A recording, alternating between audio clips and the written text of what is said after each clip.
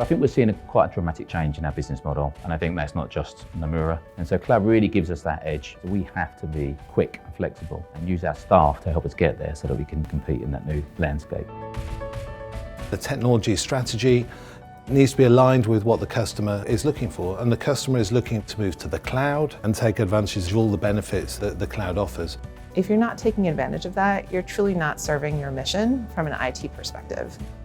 The only way it starts is when Pluralsight has landed in the enterprise the right skilling platform, the right enablement platform. The magic happens is when those individuals take those skills and apply them to meaningful, well-written projects that are well-run, that are built on the cloud.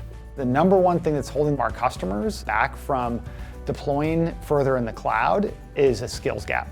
And that ability to close the skills gap is critical to them. Pluralsight offers best in class, and our customers deserve best in class as they're learning on their cloud journey.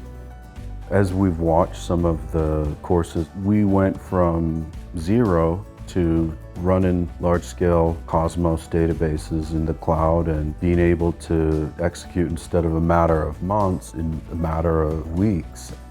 IT leaders want to be able to get data to see where is my team, how can I assess them, and all of that works to help customers get to the cloud faster. And all of that is provided by what Pluralsight has built.